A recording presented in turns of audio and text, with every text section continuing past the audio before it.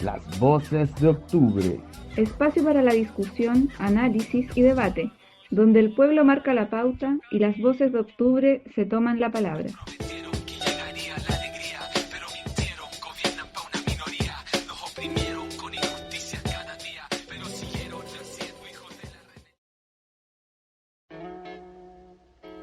Estás escuchando Las voces de la calle. Les invito a escuchar un cuento. El día 15 de noviembre del año 2018, el por ese entonces ministro del Interior Andrés Chadwick relata en medio de una conferencia de prensa una realidad que solo existe en su cabeza. He ahí el cuento. De esta manera, adorna a gusto del gobierno un contexto que vendría a justificar el asesinato de Camilo Catrillanca. Esta es la historia que nunca existió. Y Carabineros, en cumplimiento de su deber, inició la persecución de estos delincuentes. Una de las balas alcanzó a un joven que iba en el tractor, el joven Camilo Catrillanca. Estos son los hechos que han tenido su origen en un delito común, en un asalto grave y violento contra 4 mujeres. Delito común que nada tiene que ver con las situaciones del conflicto que se han vivido en la zona rural derivada de lo que se ha llamado el conflicto mapuche. Es un delito común. Carabineros de Chile, la PDI, cuenta con el respaldo del gobierno en el cumplimiento de un deber ineludible, indispensable y urgente hoy día, que es combatir la delincuencia. Y aquel delito común que tanto le gusta repetir, maquillado con mujeres y niños, evidenció un montaje común. Un montaje común. El sargento Carlos Alarcón Molina, miembro del llamado Comando Jungla de Carabineros de Chile, o Pacos de Chile, asesinó a Camilo Catrillanca, con la frialdad y persecución que ha significado otros asesinatos hacia la comunidad mapuche. La historia se vuelve a repetir. A 2 años de este montaje, conversamos con algunas personas respondiendo a la pregunta: ¿qué opinas sobre la política represiva del Estado contra el pueblo mapuche? Lo primero que debemos constatar es que la política represiva del Estado hacia el pueblo mapuche tiene un carácter histórico y sistemático, en la cual podemos situar, por ejemplo, lo que fue la mal llamada pacificación de la Araucanía, que no fue más que un intento de ocupación y de usurpación territorial, y de forma más reciente podemos constatar la creación del Comando Jungla y de toda una infraestructura colosal para reprimir y para exterminar al pueblo nación mapuche. Por lo tanto, debemos situar el avance y la ofensiva del Estado en esa dimensión histórica y sistemática. Me parece que son 2 conceptos claves para entender la política represiva del Estado. Concuerdo bastante con lo que acabamos de escuchar. Me gustaría poner el acento en lo relacionado con lo sistemático, porque se entiende como una tradición de la represión y la tradición también de definir al pueblo mapuche desde lo que no es. Por lo tanto, hay un montaje tras montaje también, entendiendo y queriendo hacer entender desde la historia oficial qué es lo mapuche. Hay una frase muy conocida que se repite siempre, que dice que la historia la escriben los vencedores, pero el tiempo le da la voz a los vencidos. En este caso no quisiera hablar de pueblos vencidos, sino marginados o minorizados, pero que pronto tendrán su revancha. Pasemos a escuchar el siguiente audio. Pienso que esa política represiva es nefasta, es aterradora, es lo que ya han hecho con el resto de los pueblos que habitan el territorio de la región chilena, y que sin embargo el pueblo mapuche ha sido capaz de plantear un avance con respecto a eso, seguir desarrollando la vida, seguir desarrollando la espiritualidad, seguir alentando en el buen vivir, incluso apoyar al pueblo chileno en este caminar. en todos los ámbitos. Así que creo que es una cuestión que con la pandemia se ha acentuado, de forma que los allanamientos no han parado. Incluso en tiempos de pandemia, o sea, los presos de Angol estuvieron en condiciones nefastas. Creo que es una cuestión muy cínica, una forma de actuar muy cínica del gobierno y que al parecer no están dispuestos a dar pie atrás. Pero sin embargo el pueblo mapuche son un ejemplo de lucha mundial, así que por eso es que hay que seguir visualizando y apoyando también en lo que se pueda. La violencia y persecución del Estado contra el pueblo mapuche siempre ha estado ahí. Es grosera. Cuando escucho el audio siento que es tan evidente lo que está pasando, pero posteriormente vemos que ni la educación ni los medios de comunicación son capaces de nombrarla tal como es. Todo lo que no sabemos o no aprendemos del pueblo mapuche es lo que no han querido que sepamos. Es una gran grieta que tienen, porque de finales del siglo XIX a inicio del siglo XX la comunidad fue masacrada en Temuco, Lumaco, Alto Biobío, Ranquil.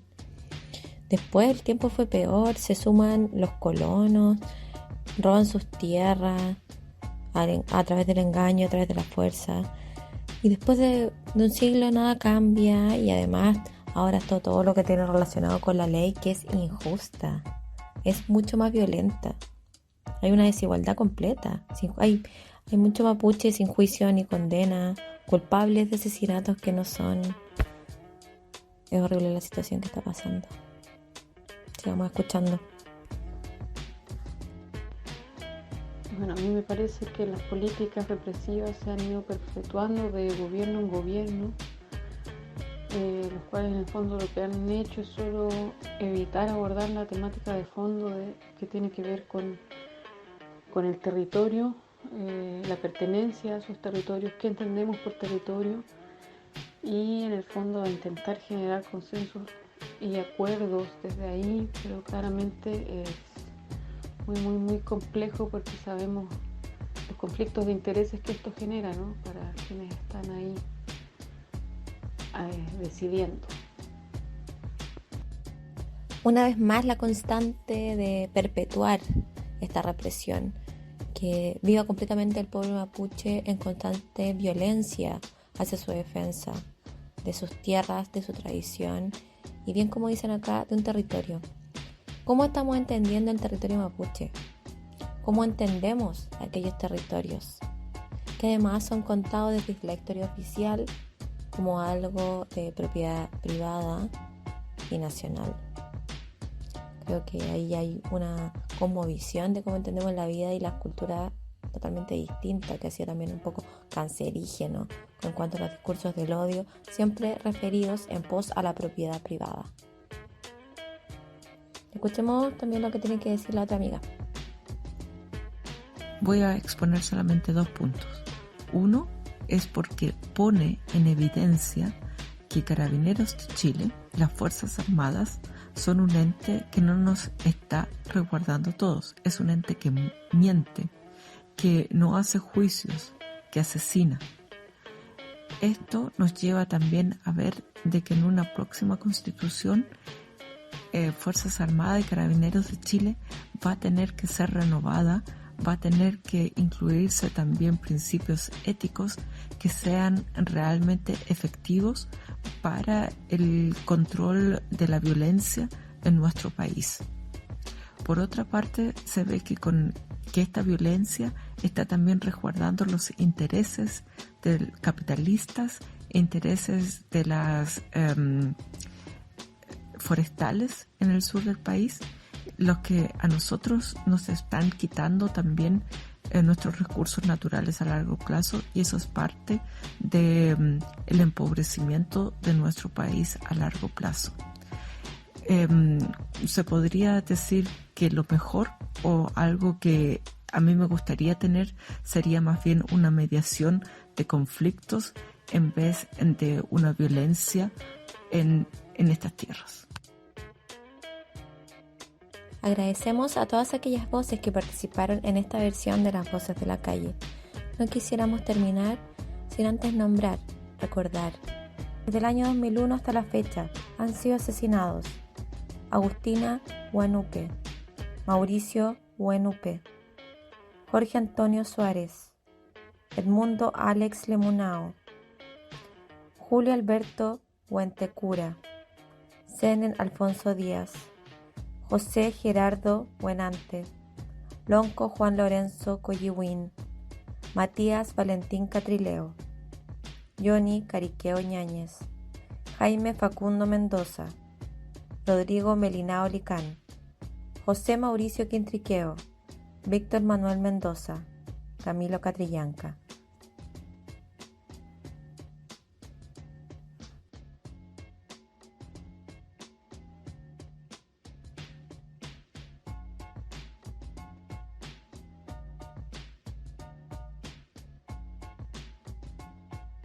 Bienvenidos, bienvenidas y bienvenidas todos a este nuevo podcast de Las Voces de Octubre. Hoy, junto a mi compañero Aarón. Hola, Aarón. Hola, ¿cómo estás? Junto a Mauro ahí en las perillas. Hola, Mauro. Hola, hola a todos, ¿cómo están? Hoy tenemos un par de invitadas de lujo que nos van a llevar por nuestro tema elegido hoy en este podcast. Por un lado está Mabel Zúñiga, presidenta de la ANEF Quinta Región. Hola, Mabel. ¿Cómo estás, Mabel? Hola, ¿cómo están? Aarón, Juan, Mauro, Lorena. Muy bien, gracias. Y Lorena, que es activista por los derechos de los presos políticos de la revuelta en Chile y también cercana a la coordinadora 18 de octubre Valparaíso. Hola, Lorena, ¿cómo estás? Hola, querido Juan, Aarón, Mauro en las perillas. Un gusto estar acá con mi compañera, amiga, maestra, hermana también, Mabel. Así que muchas gracias por la invitación. Gracias y esperemos que esta conversación nos llegue al corazón y nos pensemos en este espacio. Bueno, tal como les comentábamos, este programa se enmarca también en la conmemoración del primer año de la huelga general a nivel nacional y también de un ciclo de movilizaciones bastante intensas que hubieron durante el año pasado a partir de la revuelta del 18 y 19 de octubre. Desde ahí queríamos partir preguntándole a Mabel respecto de su análisis, porque vemos como el 19 de octubre en Valparaíso estalla esta revuelta y eso también generó un proceso incipiente de organización en los territorios, también potenció las otras organizaciones como la Mesa Social en la cual tú participas. Desde ahí, ¿cómo desde el mundo sindical y también desde tu posición como dirigente de la ANEF a nivel regional, crees que se puede recuperar la potencia que implicó las huelgas generales y las movilizaciones del año pasado? ¿Cuáles finalmente los desafíos que ustedes ven y las estrategias que siguen como organizaciones sindicales? Bueno, primero agradecer la pregunta, agradecer el saludo de mi compañera Lorena. Y claro, efectivamente esta es una fecha tremendamente importante, no solo porque hubo huelga general, sino porque logramos ponernos de acuerdo para que hubiese huelga general, que en el mundo sindical es bastante complejo. O sea, tú tienes que entender que solo el 14% de los trabajadores están organizados a través de sindicatos, con leyes con una ley laboral, con estatutos administrativos, estatutos docentes, etcétera, que han ido permanentemente despolitizando a la clase trabajadora organizada, segmentándola, dividiéndola. Nos ha costado muchísimo a través de los años lograr espacios unitarios que permitan calar en la voz de las y los trabajadores. Entonces, lo que ocurrió en ese periodo, impulsado por los jóvenes que saltaron los torniquetes, llevó a que fueran nuestras bases, las bases del movimiento sindical las que empujaran con fuerza. esta no fue una decisión tomada desde el consenso elitario de las organizaciones sindicales, fue una decisión que fue surgiendo también al calor del debate que se iba dando desde el 18 de octubre en adelante. En el caso nuestro, particularmente de la ANEF, que ya llevamos bastantes años en esta tarea, por lo menos en esta región, nosotros nos fuimos a paro el día 21, junto con el comunal de profesores y los portuarios. El día 21 nosotros tomamos la decisión de paralizar. Algunos nos mantuvimos en paro hasta el día 12 y con otros logramos coincidir en la necesidad de una paralización de las y los trabajadores en medio de todo lo que estaba ocurriendo. Ustedes saben que hubo organizaciones sindicales a nivel nacional que se bajaron. A última hora fueron llamadas por el ministro del Interior y las bajaron del paro, el caso del cobre, por ejemplo. Nos costó mucho. Sin embargo, la gente paró. Y esa huelga fue muy potente, era la huelga que nosotros deseábamos hace mucho tiempo, y es la huelga que empuja y que pone en definitiva nuevamente en relieve que el aparato productivo en este país lo llevamos las y los trabajadores, y es lo que hace temer a la clase dominante. Ahí, al día siguiente, el mismo día de la huelga, que contado por los propios personeros del gobierno, el propio Longueira lo relata, ¿verdad? Piñera llama a los expresidentes y se empieza a producir esta suerte de acuerdo que termina el 15 de noviembre en el Acuerdo por la Paz. Entonces, efectivamente, cuando las y los trabajadores paralizamos, empiezan a temer, empiezan a darle susto. Bueno, y luego de eso nos pincharon y otra vez estamos tratando de recomponernos. Así son los procesos, ¿no? Van y vienen. Hoy día estamos en una situación bastante compleja nuevamente, hemos tenido mucho debate en las internas de las organizaciones sindicales, de nuevo estamos un poquito peleados, cuesta un poquito, por tanto el desafío es potente.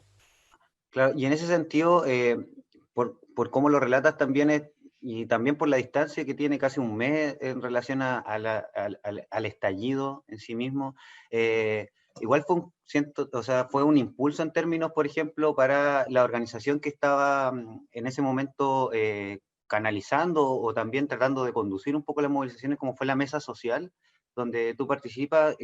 ¿Crees que fue un impulso y en ese sentido cómo se podría retomar ese vigor, digamos, que se tuvo durante esa jornada del año pasado?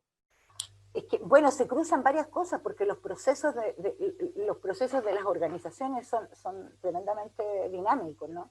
La mesa social es una mesa que lleva bastantes años, lleva 8 años, y es una mesa que ha resistido, en Valparaíso por lo menos, es una mesa que ha resistido, que resistió, en un minuto le íbamos a llamar la mesa de la resistencia, ¿no? Porque era la mesa en la que los sectores que, por ejemplo, durante el gobierno de Bachelet no estábamos en la calle, nos resguardábamos en el espacio de la mesa, cuando nuestras organizaciones a nivel nacional tenían otra postura también, ¿verdad? Que era mucho más de seguir como las dinámicas del propio gobierno y en pro de la reforma, por ejemplo, de la reforma laboral o de los procesos que se dieron en materia de educación, de pensiones, ¿verdad? Entonces allí nos fuimos nutriendo. Entonces nosotros existíamos. Cuando se produce el estallido, nosotros existíamos, estábamos. Y de hecho el día 19 es la mesa social la que convoca a la Federación de la Valpo a reunirnos para ver qué hacíamos cuando estaban los milicos en las calles en Santiago, ¿no? Y ahí se toma la decisión de salir a las 4 de la tarde de la Plaza Victoria y la sorpresa nuestra, y no porque nosotros convocáramos, la verdad es que la gente salió espontáneamente. Yo creo que la gente ni supo que la mesa había convocado. La gente salió espontáneamente a esa hora a la Plaza Victoria y se logró canalizar. Estábamos ahí, afortunadamente estábamos ahí. Lo que logramos canalizar es que más organizaciones se sumaran a la mesa y se le diera un impulso. Y desde la mesa fuimos a pelear a Santiago, desde la mesa de Valparaíso nos tocó ir a pelear a Santiago en este afán de impulsar una huelga. Fuimos al Parlamento a exigir huelga legislativa, estuvimos dando la pelea porque creíamos necesario, o sea, los cabros los estaban baleando, la represión era brutal durante todo ese mes, y estaba como todo el mundo, toda la élite estaba como pasmada, sin entender mucho, y no sabían por dónde salir, y nosotros lo que decíamos, este es el momento. Bueno, Mabel, como dices tú precisamente, creo que has llegado de hecho a ese punto medular que tiene que ver con que se reflejaba efectivamente que la unión estaba haciendo la fuerza, que indudablemente la espontaneidad del suceso, la multitud, la masividad, no solamente el descontento, sino que también del deseo de salir, de expresarlos, de defendernos, de protegernos, se expresó, y me imagino que toda esa energía, toda esa fuerza, fue el impulso que realmente, claro, como dices tú, movilizó también la huelga y claro, sienta las bases de un precedente, un hito que efectivamente ha costado mucho organizarse. La herencia de la Constitución de Pinochet, bueno, la reforma laboral también antes impulsada por Piñera, desmembró al movimiento sindical, obrero, y los ha dejado tan atomizados, ¿cierto? Tan particularizados, tan aislados, falta de comunicación, pero cuando eso se conjuga, se ve esa fuerza. Pero tú mencionabas algo muy importante, y con esto yo quisiera también pasar a Lorena para que ella nos comentara un poco también sobre lo que ha significado también y los costos que ha tenido toda esa energía social que se detonó, y la situación aún que tenemos de presos políticos que va más allá incluso del mismo estallido del 18 y 19 de octubre del 2019. Es algo que se vive constantemente, pero hoy sorprende y impacta la masividad, más de 2.000 presos aún. Lorena, ¿cuál es tu impresión? ¿Cuál es el sentimiento que te deja lo que fue el periodo más intenso de movilizaciones y los costos que aún están ahí presos, y eso aún nos pesa? Lorena. Muchas gracias. Mira, yo creo que Mabel ha hecho una contextualización muy importante y relevando también las y los protagonistas que fueron los jóvenes, los secundarios. O sea, venía un proceso silenciado, un proceso acallado, pero nosotros en Chile estamos viviendo la lógica de la expresión máxima del capitalismo salvaje. Y la arma y las estrategias que se ha utilizado desde el poder es la lógica de la necropolítica. En cuanto a que una lógica de muerte, hay muertos y no sabemos sus nombres, sus lugares, qué pasó con ellos. Hay procesos judiciales que están siendo absolutamente silenciados por los medios, y que incluso las organizaciones sociales, las redes sociales, las organizaciones, no hemos estado a la altura para relevar de que en ese periodo histórico de nuestra vida como país hubo muertos y muertas. Eso como, en primer lugar, no olvidar también que esto se debe también con lógicas de necropolítica que se van basando sobre ciertos montajes, ¿no? Siempre la protesta social ha enfocado como al desorden, a la destrucción, a la lógica del vandalismo, a la cosa del lumpen, en fin, un infinito etcétera.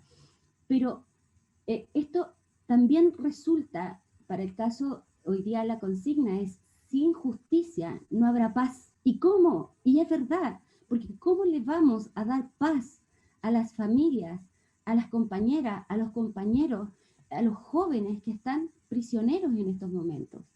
Y todo su entorno, aquellos que dejaron de estar en ese espacio de la calle que hemos defendido, pero que de alguna manera, por este control biopolítico, la pandemia les vino como joya, así, joya, y bajo una lógica que tuvimos que tratar de traducir en distanciamiento social, sepárense. Y no es menor que aparece la pandemia, el alarma de pandemia muy temprana, en Chile sobre todo, después de la huelga de las mujeres del 8 de marzo, donde se rebalsó la ciudad, se rebalsó Valparaíso y Viña, fue toda una jornada. Entonces, estas lógicas de montaje, por ejemplo, están desde un diálogo en una práctica del poder saber. Ellos tienen el saber de cómo interferir las comunicaciones, saben, hay una cámara oculta, nuestra ciudad es una especie de gran reality donde tenemos cámaras por todas partes, donde son inimaginables, donde aparecen y cómo se realizan todos estos montajes al momento de un juicio, por ejemplo.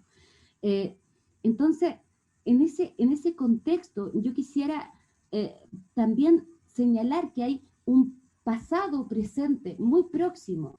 La lógica de la mutilación ocular ocurrió en Valparaíso con un pescador, y el segundo mutilado que tenemos registro fue un estudiante de la Universidad de Playa Ancha a quien le explotaron el ojo y nada había, nada se sabía. Y así, tan atomizados, porque esta lógica de capitalismo salvaje, lamentablemente, y bajo una lógica neoliberal, que es filosófica, que es política, y que todos estamos impregnados de ese discurso inconsciente o violencia simbólica a la que estamos sometidos. Por lo tanto, estas lógicas de individualismo, de que yo me voy para acá, yo me voy para acá, atomiza, como señalabas tú, la organización y la cohesión social. Yo no voy con ellos, yo sí voy con ellos, ¿sí?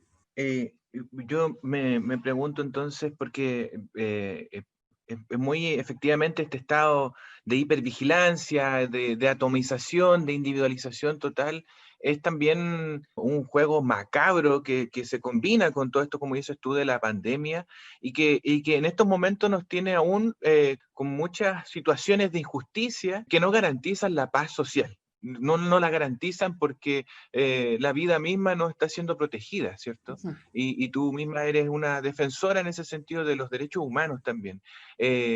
Faltan acuerdos, ¿cierto? Falta esa contundencia del movimiento, porque hay que protegernos, pues. Es un primer mandato, ¿no? Debiese ser un principio para el movimiento, porque este es el momento, y no esperar a un próximo presidente, a un cambio de algo, de alguna institución, alguna ley, sino que es la libertad para nuestros presos políticos. ¿Qué es lo que nos está haciendo falta, además de este diagnóstico que nos entregas, que es muy, muy importante, pero que tú lo vives en carne desde este punto de vista, desde la falta de contundencia del movimiento? Mira, yo te puedo decir que durante muchos años, y desde la democracia de baja intensidad que ha tenido Chile desde post-dictadura, una democracia muy suave, muy sutil, muy secuestrada, no podría decir que es una democracia, ¿sí? Lo hemos vivido con nuestros hermanos del Gualmapu. Pero cuando esa violencia se instala en el centro, en la urbanidad, pareciera ser que nos toca a todos. Pero nos había tocado ya antes, con todos los casos de presos políticos y montajes que se habían realizado sistemáticamente desde el Gualmapu. Muchos casos. El caso de Camilo Catrillanca, por ejemplo, por nombrar algunos. El caso de Macarena Valdés, otro. Entonces, cuando llega a la lógica centralista urbana, nosotras no estábamos a la altura de las necesidades de levantar una huelga firme, porque fuimos ingenuas. Dijimos, el partido, el Frente Amplio es más progresista y no sé qué, pero resulta que el 15 de noviembre, un joven, Giorgio Jackson, y por el otro lado el Boric, nos dicen, es que no leí bien, perdóname, pero yo no les creo. O sea, ¿cómo se te ocurre decirle a un pueblo que está absolutamente descontento con todo y que confía en ellos y que ellos han sido privilegiados porque no vienen de la escuela chica, no vienen de la escuela pobre, vienen de los colegios de élite? A esos locos les enseñaron a leer. Entonces, que a mí me digan y que les digan al pueblo, ¿no leímos bien? Me parece una falta de ética, una falta de responsabilidad que de alguna manera nos hace desilusionarnos y desconfiar. Yo comparto totalmente tu visión respecto a esta espalda que dieron estos sectores que se señalaban o se autoseñalaban como progresistas respecto del pueblo movilizado, pero ¿crees que falta algo en relación, por ejemplo, a la sensibilización de la población? Han surgido hartas experiencias de organización popular, sin embargo, no siempre el tema de los presos políticos y de las presas políticas en Chile es un tema frecuente en los espacios de organización, por ejemplo, territorial, sindical, etcétera. Es que existe mucho prejuicio, porque la prisión es un lugar, y sobre todo porque no existe una educación carcelaria. Entonces sí, está dentro del imaginario del sentido común de que si el juzgado tal o cual se da un veredicto judicial, el sentido común que hace lo cree. No sospecha, lo cree ingenuamente, porque en ese sentido estamos en condición de analfabetismo y con todo lo que indica el prejuicio de aquel que es condenado y que cae a la prisión. Entonces, ¿por qué? Porque hay un control social de aquella población que queremos encerrar y que aparezca, además, porque tampoco es menor que aparezca de nuevo en las noticias y con alta impacto, ¿no? La llegada del comandante Ramiro a Chile, en fin, pero siguen las condiciones más inhumanas de prisión. Entonces, el ejemplo está ahí en la cabeza constantemente. Mira lo que te va a pasar, mira cómo empezó él y miren lo que está.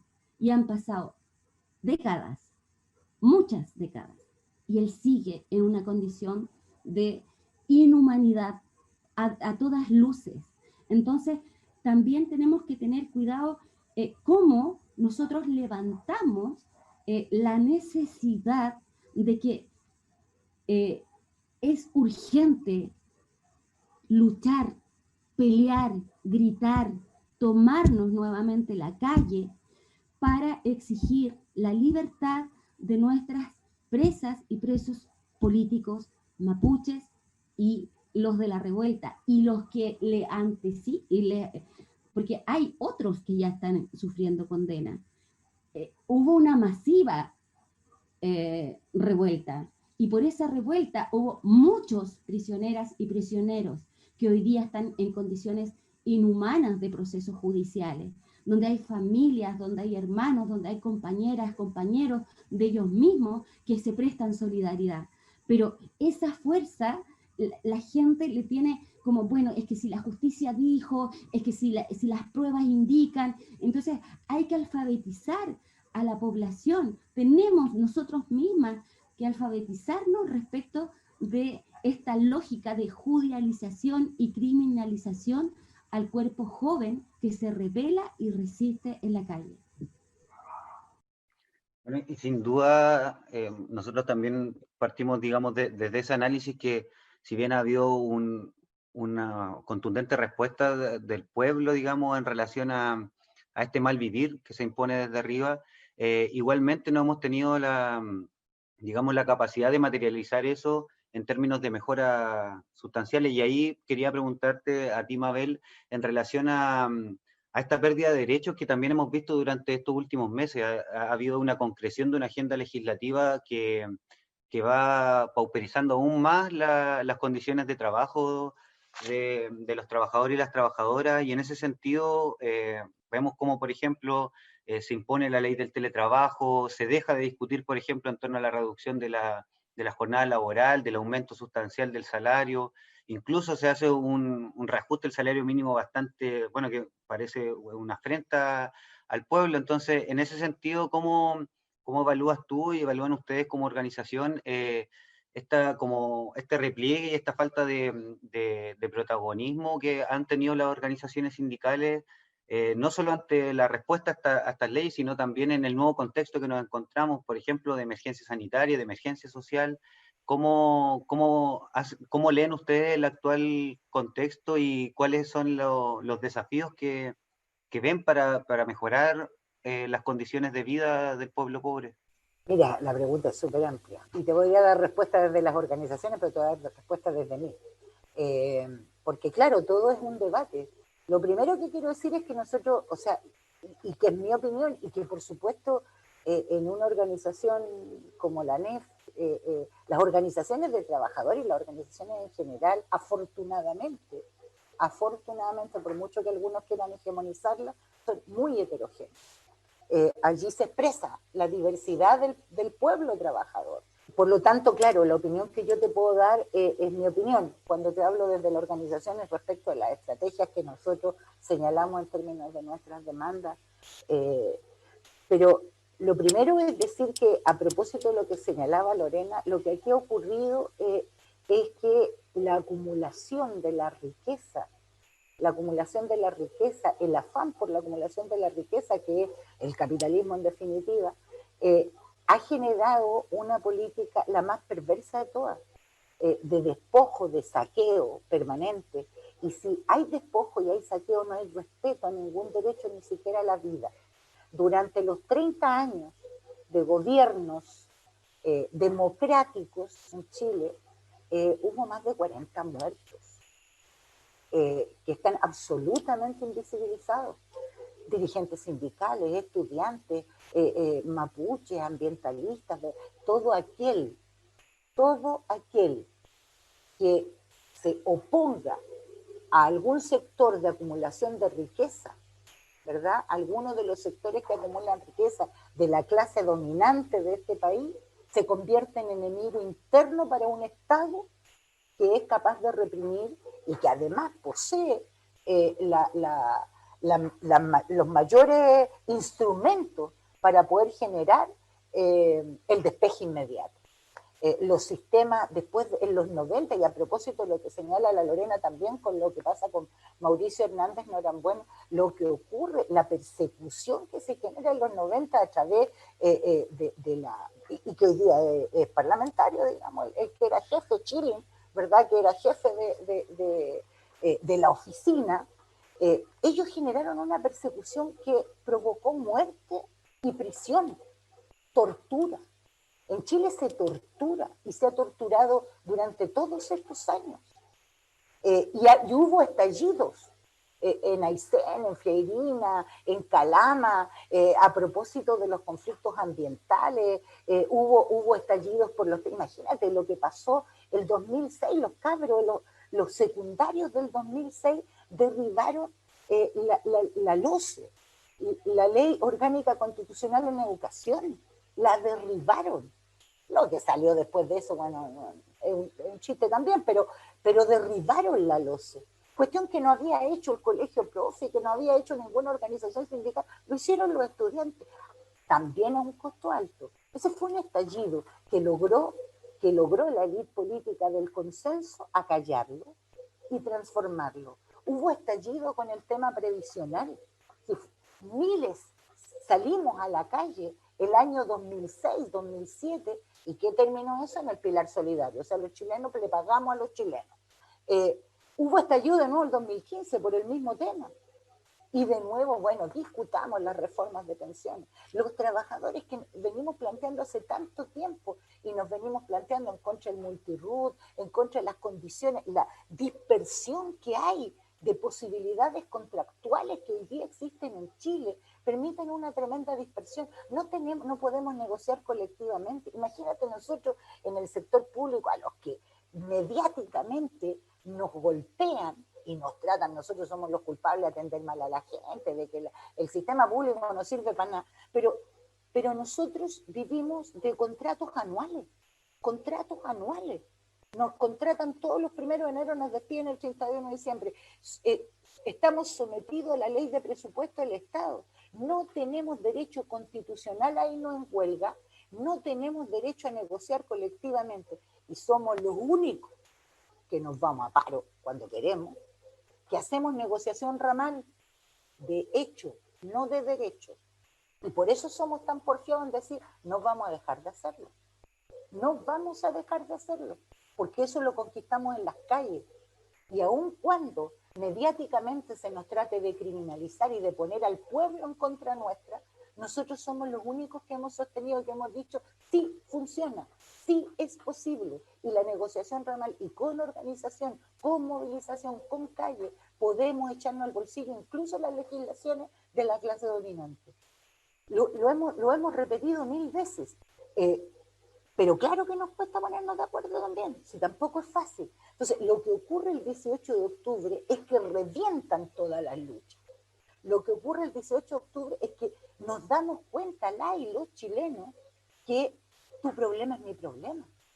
Nos damos cuenta que tenemos que unificar todas las luchas, por eso sale la Asamblea Constituyente. ¿Qué ocurre a propósito de Boric y Jackson y de todos los demás?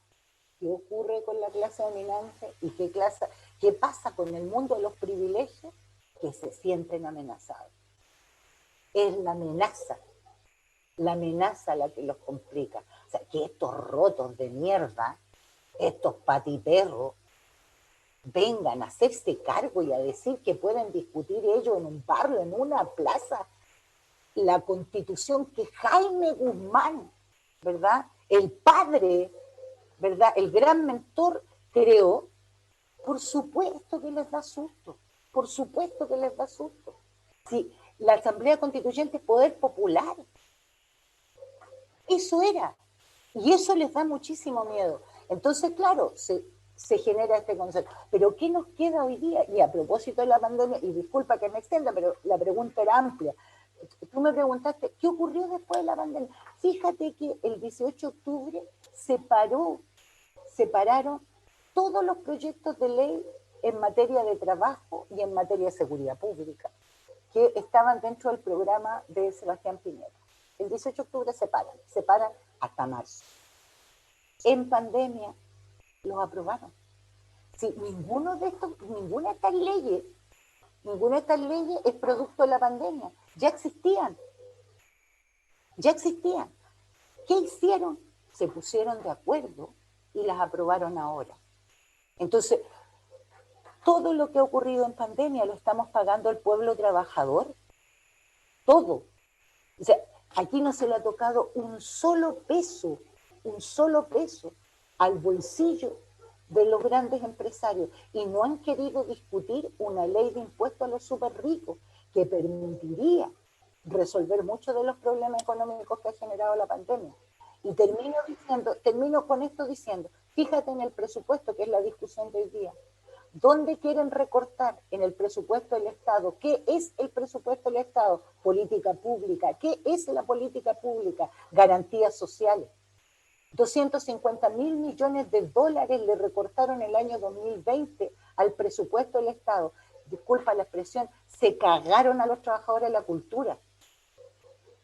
Se los cagaron a todos, ya el 2020, y hoy día, para el 2021, quieren hacerle más recortes a salud, a educación, a cultura, a las políticas públicas, pero a los pacos les compran armamento y les dan un bono adicional, ¿verdad? Por el tema de la pandemia. A los trabajadores de la salud no les han dado con la pandemia, por eso mañana hay paro, por eso hay paro de la salud mañana. Por eso sí, efectivamente, por todo lo que tú mencionas, efectivamente es muy necesario el paro y la huelga, porque es lo que demuestra efectivamente que logra frenar estos procesos que ya están acordados, que ya están más que cocinados, y que simplemente ellos los colocan en carpetas y para que se aprueben inmediatamente. Pero pensando también en esta jugada que fue la pandemia, y en el proceso ahora que estamos viviendo más recientemente, que tiene que ver con post votación del 25 de octubre, donde efectivamente se puede considerar un hito que significa ir derribando, como dices tú, movimiento tras movimiento, estallido tras estallido, va derribando ladrillos, muros de lo que es esta fortaleza del neoliberalismo y el capitalismo en Chile. Pero falta ahí parece falta más contundencia, ¿cierto? Volver a las calles, volver a generar estos acuerdos más transversales que efectivamente estén representando, porque existe también la posibilidad que todo este proceso no sea más que algo que vaya a ralentizar nuestro propio movimiento y no así las estrategias que tiene el aparato. ¿No se ve un poco cuesta arriba también este panorama con tanta trampa, con tanto chanchullo que tiene este proceso constituyente y que pueda significar finalmente que al término de este gobierno que hace mucho tiempo estamos pidiendo que se vaya, hayan pasado igual lo que necesitaban pasar y simplemente después tengan que enfrentar un proceso mucho más que tenga relación con sus crímenes, pero el modelo y lo que van a dejar puede ser mucho más fuerte. ¿Cómo ves tú este panorama? ¿Cuesta arriba a nuestro modo de ver igual? Mira, yo no lo veo cuesta arriba. O sea, no lo veo cuesta arriba pensando en toda la cuesta arriba que hemos subido. Si venimos subiendo la cuesta hace rato. Entonces, lo que ocurrió fue el último no a Pinochet, el último no a Jaime Guzmán, el último no a la clase dominante. La Constitución Política del 80 es el primer pilar que levantaron para instalar nuestro modelo en lo económico, en lo político y en lo cultural. La Constitución del 80 es la madre de las leyes, ¿no? Entonces, cuando la gente dijo desaprueba, por ejemplo, si nosotros somos capaces, porque ahora creo que la pelota la tenemos nosotros. Si nosotros somos capaces de generar procesos de organización, unidad y movilización real, contundente, efectiva, ni aún los plebiscitos de salida podrían volver a reponer la Constitución del 80, porque ya el 80% de los chilenos le dijeron que no. O sea, sería impensable que volvieran a reponernos una Constitución que contundentemente fue rechazada. Ahora, si tú me dices que es cuesta arriba porque ellos creen que esto es el sí y el no y que otra vez nos van a hacer la misma jugada que nos hicieron en el 88, ¿verdad? Pensando en que van a gobernar bajo sus lógicas. Yo creo que eso depende de nosotros, depende de la capacidad que tengamos. Te cuento rápidamente, en la mesa social, por ejemplo, en Valparaíso, yo vengo saliendo ahora de una reunión con organizaciones, con las mesas y organizaciones de Juan Fernández, de San Antonio, de Viña, de todos los sectores.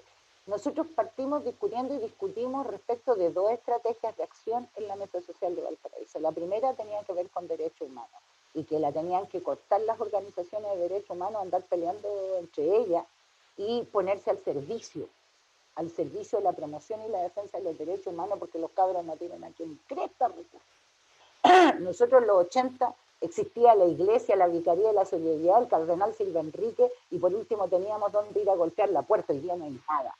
Nosotros teníamos mecanismos de autodefensa permanente, aprendíamos en las poblaciones a defendernos y generábamos estrategias de ofensiva y de defensa, ¿verdad? Que hoy día no existen. Esos procesos hay que reconstruirlos, porque es movilizarse, pero también cuidarse. Y cuidarse significa generar estrategias de autocuidado y de autodefensa. Y significa tener a los equipos funcionando. Entonces, si queremos movilizarnos, sabemos que nos estamos enfrentando es David contra Goliat. Entonces, David tiene que ser más inteligente, si Goliat es hueón. Entonces, debemos ser capaces de ser más inteligentes. Eso por un lado, nosotros dijimos, bueno, hay que generar una gran coordinadora de derechos humanos. Y en esa tarea estamos y eso está funcionando. Lo segundo que dijimos, bueno, tenemos que ir a la disputa, a la pelea en las ideas, a la pelea en la movilización y a la pelea en el terreno de que no pueden llevarse los mismos que traicionaron al pueblo chileno, no pueden llevarse la pelota para la casa y no pueden poner ellos las reglas del juego. Tenemos que quitarles y arrebatarles esa posibilidad. Entonces, oye, imagínate, hasta para las listas de independientes, qué sé yo, le han puesto una cantidad de... Un partido solo no puede llevar independientes. Tiene que ir en pactos y la ley está hecha completa para ellos, solo para los pactos. Entonces, y los independientes todavía no saben cuántas firmas tienen que juntar, no saben dónde ir, y además, como apuestan a la dispersión de los independientes, entonces creen que se van a hacer 20.000 listas de independientes. Si eso ocurre, cagamos. Entonces, claramente, por eso estamos buscando estrategias, estamos buscando mecanismos, que funcione el mejor mecanismo para poder lograr que sean los movimientos sociales, que sea el pueblo el que entre a discutir respecto del tema constitucional, sin dejar la calle y sin dejar de sistematizar, porque hemos discutido caleta en los territorios, pero hemos sido incapaces de sistematizar eso en un documento potente, que sea la constitución del pueblo, que es la que tenemos que ir a defender. En esa tarea estamos, tratando de impulsar esos elementos y estamos tratando de que las otras organizaciones de los otros territorios también podamos coordinarnos y articularnos, respetando la autonomía y la maravillosa diversidad que poseemos, porque las lógicas hegemónicas, dejémosela a lo hegemónico. Las lógicas hegemónicas no pueden existir en un pueblo que se reconoce diverso e inclusivo. Entonces, en un pueblo diverso e inclusivo, la única lógica que puede existir es la lógica del debate, la discusión y la sistematización de las ideas. Y cuando lo hacemos así, nos damos cuenta que tenemos más acuerdos que disensos. Entonces, en ese proceso estamos. Si tú me dices que hay cuesta arriba, claro, está cuesta arriba en lo institucional. Lo institucional, porque están todas las leyes institucionales a favor de los poderosos, ¿no? Pero yo tengo una confianza tremenda en la capacidad que ha tenido nuestro pueblo. Mi padre me lo decía, yo siempre lo comento, porque mi padre en los años 90, cuando se derribaron todos los muros y se empezaron a caer todas las catedrales, mi padre me dijo una vez, cuando tengas dudas, sal y escucha a tu pueblo. Tu pueblo puede no haber ido a la universidad, pero es más sabio que nadie. El pueblo sabe, espera, tiene sus tiempos, tiene sus momentos, ¿verdad? Pero cuando reacciona, reacciona. Entonces, yo creo que ese proceso se va a dar. Yo creo que vamos a recuperar nuestros derechos. Nos va a costar. No va a ser fácil. Nunca nadie nos ha regalado nada. Espero que sea con menos dolor, con menos sangre, pero a veces los derechos los tenemos que conquistar con sangre también. Y también tenemos que estar preparados para eso. Sí, y en ese sentido, por ejemplo, Lorena, ¿cómo ves tú que podemos profundizar en torno a la sensibilización y a la solidaridad activa respecto a los presos y las presas políticas en este contexto que también, como describe Mabel, está marcado por esta cuesta arriba en términos como electorales, pero también tiene muchas fechas, hay mucha votación, mucho marketing político también en el contexto? Entonces, ¿cómo en medio de todo este marketing, de toda esta necesidad de organizarse para disputar, podemos instalar la exigencia de manera transversal de que es necesario liberar no solo a los presos políticos de la revuelta, sino a todos aquellos presos y presas políticas que han sido perseguidas por este Estado genocida? Bueno, yo creo que en este diálogo amoroso de este momento presente en el que estamos dialogando con Mabel, con ustedes, con Aarón y con Juan y Mauro en Las Perillas, creo que tiene que ser así. Tenemos el deber ético, político, de las sabias palabras del padre de Mabel. El pueblo sabe. Los han tenido callados. En Valparaíso los han incendiado. les han incendiado sus casas, pero ahí sale, rebota.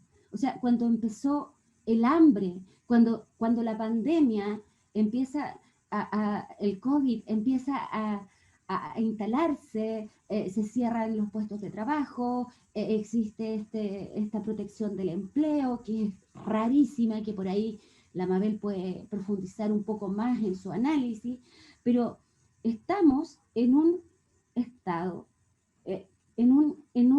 o sea, Chile siempre ha sido elitista en toda su historia, Y en cada proceso en que el pueblo ha tratado, intentado y ha movido, y por ahí leía el año pasado, este año, en fin, los muertos siempre los va a poner el pueblo. Y eso es lamentable, es doloroso, es una herida, y esas heridas son heridas coloniales, porque lamentablemente las prácticas de la élite que tiene el poder practican lógicas colonialistas. ¿Desde qué? Desde el saqueo, desde el extractivismo, desde la falta de recursos naturales, desde la falta de tener un espacio físico donde construir una casa, una vivienda, porque aquí, lindo es Valparaíso, excelente postal para cualquier europeo visitante que se lleva el recuerdo de una postal de la pobreza pintoresca. Pero ¿qué ocurre si a esa postal le hacemos zoom? Y si la ponemos también en una clave desde la solidaridad. Yo tengo una experiencia personal en La Pintana, muy corta, pero ahí hace 3 años falleció un primo muy cercano de leucemia linfoblástica. No teníamos ni un peso. Y donde te enfermas, donde vives, desde el territorio, desde donde te enfermas, es que puedes tener posibilidades de vida o de muerte. Y es el mismo sistema el que te da la oportunidad de vivir o morir. Pero en esa tragedia que vivimos cotidianamente es solo el pueblo que ayuda al pueblo. Y de verdad, cuando yo participé de las rifas, de los bingos solidarios de mi primo en La Pintana, tan estigmatizada, tan criminalizada, eran los y las vecinas de mi primo, que estaban ahí desde muy temprano organizándose.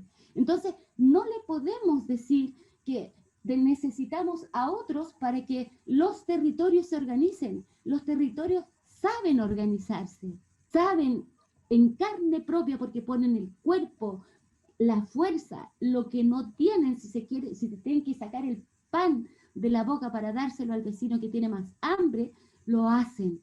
Y así también lo hace también la juventud.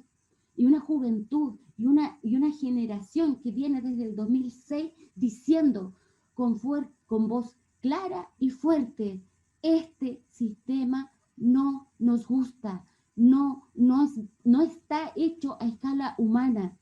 Y lo que necesitamos es eso, que las organizaciones de derechos humanos, como bien lo dice Mabel, se pongan de acuerdo. No pueden pelearse, este caso es mío, este caso es tuyo, yo lo llevo, yo estuve ahí, o no sé qué, o protagonismos estúpidos que no nos llevan a ninguna parte. Porque lo que necesitamos es de verdad abrazar esa necesidad, abrir, demandar la situación de inhumanidad que han estado los sistemas carcelarios en Chile y en Latinoamérica, tanto para los presos comunes como para los presos políticos, porque la estigmatización del delincuente es heredado. A mí me ha tocado visitar la cárcel, me ha tocado visitar estudiantes que han sido condenados y que he tenido que entrar por la puerta regular, no por la puerta ancha del privilegio, y estar en la fila. Y una ve que en la cárcel está el abuelo, el hijo, el tío, el nieto, y el nieto siendo educado bajo las mismas lógicas, donde no hay, en un país donde no hay horizonte ni esperanza, porque todo está mandatado desde este colonialismo perpetuo que Chile no ha querido liberarse. Y por eso dice, los pueblos originarios, le vamos a dar unos escaños. ¿Con qué cara somos capaces de decir eso y abrazar esas ideas? O somos o no somos. No somos un país que se ubica en Europa, ni tampoco en Estados Unidos en la esquinita, sino que somos un país que se ubica en Abya Yala. Y esas son nuestras lógicas. Esos son nuestros saberes. Bueno, Lorena, muchas gracias por tus palabras. Yo creo que tocas precisamente esas hebras, esos temas que no se quieren muchas veces discutir, que a veces parecieran ser irrisorios, esto de que los grupos de derechos humanos se peleen, se discutan de repente por protagonismo, por casos, cuando hace falta ahí de repente estas palabras sabias del papá de Mabel, ¿cierto? Escuchar al pueblo. Ambas nos han inspirado, de hecho en este momento, en base a esa misma reflexión, yo las quisiera invitar a ambas, nos pudieran compartir alguna preferencia, digamos, musical que vaya a tono, digamos, con esta reflexión, con lo que hemos escuchado de ustedes, de este pueblo consciente, despertando, estallando, pidiendo también socorro a veces en esta tragedia, pero generando estrategias también, como también dice muy bien Mabel. Nos gustaría escuchar de parte de ustedes algún cariñito, ¿cierto? Porque el arte, la música tiene que estar siempre presente en todos nuestros ámbitos y es también una forma de transmutar, ¿cierto? De sanar esos dolores y de mantener esas memorias. Mabel, Lorena. Para ponerme en tono con los trabajadores del arte emergentes, jóvenes, mujer, preferiría Chusma de la Evelyn Cornejo. Yo, la verdad es que en relación a esos cariñitos, yo creo que cada una, y desde el lugar de enunciación de la Mabel, con todo el amor que le tengo, tenemos nuestra banda sonora, pero coincidimos que somos la Chusma inconsciente y que la Evelyn Cornejo la canta tan re linda. Oye, de verdad queremos agradecerle la disposición y el tiempo para poder generar esta conversación que también generamos porque entendemos que es sumamente necesaria, sobre todo para avanzar en términos de darnos esa contundencia, de dotarnos de ese contenido y también de poder abrazarnos en esa unidad que creo que también están proponiendo. De verdad que les agradecemos haberse dado el tiempo de poder conversar con nosotros y con nosotros. Gracias Juan, gracias Aarón, gracias Mauro, gracias Lorena. Gracias a ustedes. Ahí nos estamos viendo también en las calles y por supuesto vamos a celebrar el día en que tengamos a todos nuestros presos en la calle. Chao chiquillas, nos estamos viendo. Nosotros nos retiramos. Nos vemos, Mauro. Muchas gracias. Abrazo chiquillos. Un abrazo. Chao, Mabel. Chao. Chao. Chao. ¿Y tú, qué opináis del acuerdo de paz que firmó el Frente Amplio?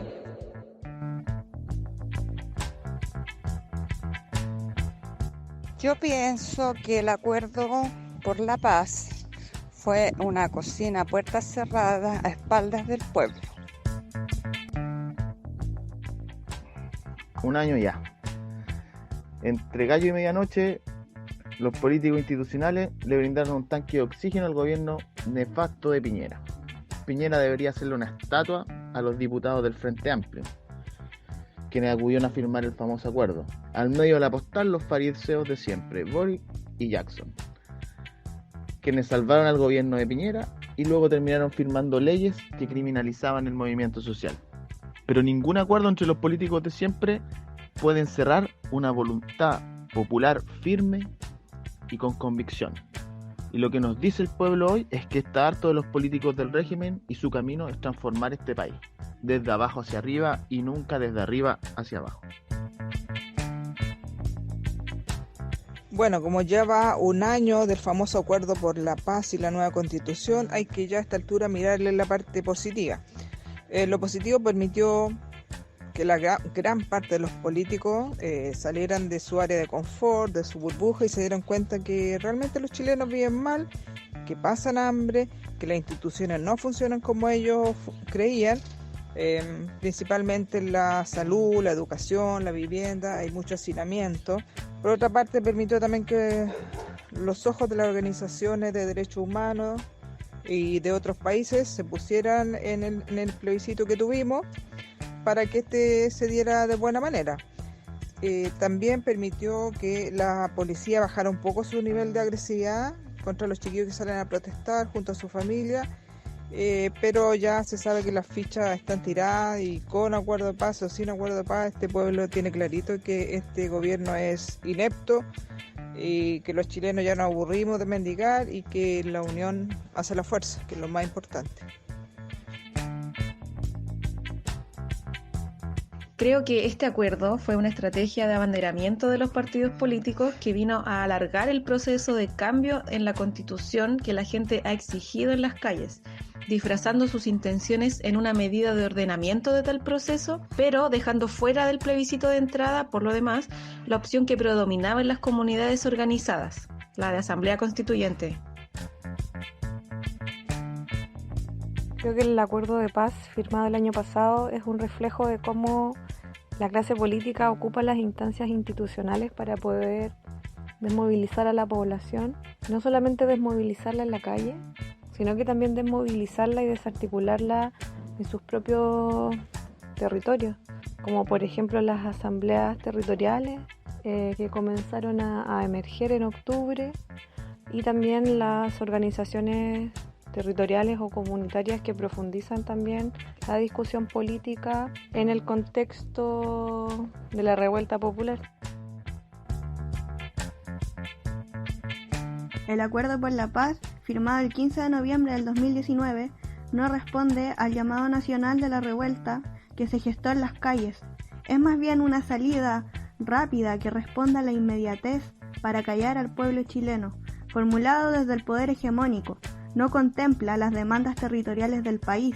Además, su ejercicio no tiene ninguna incidencia real, ya que la represión al pueblo chileno continúa con el terrorismo de Estado luego de que se firme este documento. Por lo tanto, cabe preguntarse, ¿qué sentido tiene este acuerdo? ¿De dónde viene? ¿De dónde se emana? ¿A quiénes incluye y a quiénes deja fuera?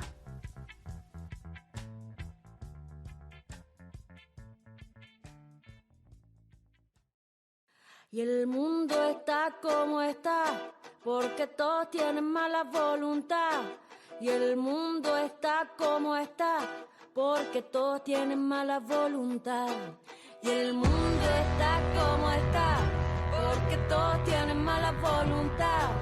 Y el mundo está como está, porque todos tienen mala voluntad. Somos la chuma inconsciente, incapaz de tener opinión.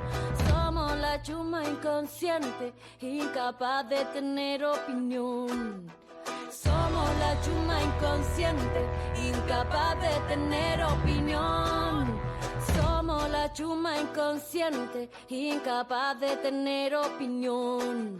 Somos lo mal hablado, lo mal pensado, lo mal vestido, lo mal portado, lo que queremos, librar al gato que está encerrado. Somos los rotos de mierda, de piel morena y la cabeza negra. Somos los resentidos, fumamos pito y nos gusta el vino. Soy descendiente de los pelientos, pues la cebolla nuestro aliento. Nos reproducimos como la callampa, mira mi vientre como se levanta. Soy descendiente de los populachos, mujer caliente y de hombre lacho. Es por eso que ahora en la calle haciendo de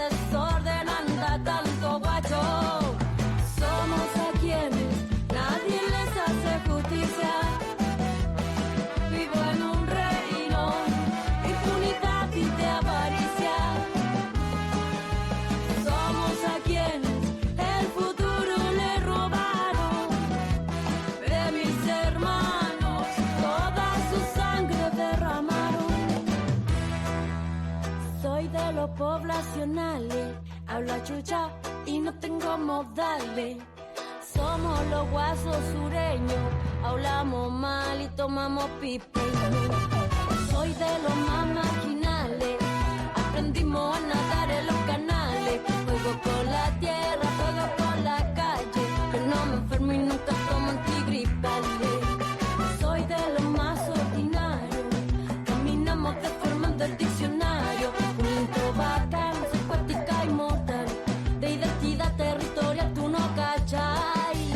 Siempre yo escucho que mi raza es la mala, que no nos merecemos nada y que no reclamemos nada. Y somos en quienes se sustenta la riqueza, el poder, la tentación de esta psicópata nobleza. Soy la vulgar cultura popular, canto canciones pronunciando muy mal. Soy panfletaria, canción contestataria, porque la música oficial no acepta críticas sociales. Soy panfletaria, canción contestataria, la canción negra de puro sufrimiento por este pueblo sin reconocimiento. Canción de calle, de micro y de mercado, el ignorante feo siempre la mirado. Somos a quienes le negaron la cultura. Es por eso que yo ahora te compongo esta basura. Somos a quienes nadie les habló del arte. Es por eso que yo ahora te compongo este desastre. Nuestra versión no está en los diarios ni en la tele, pero la encuentra de mil colores en las paredes. Criminalizan si te pones a pensar. Somos delincuentes para la cultura oficial. Nuestra versión no está en los diarios ni en la tele, pero la encuentra de mil colores en las paredes. Criminalizan si te pones a pensar. Somos delincuentes para la cultura oficial.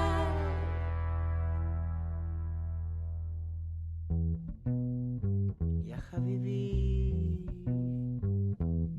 hay voluntad para dejarnos en el hoyo, sumergidos en la rabia y en el odio, pero tenemos fuerza y creatividad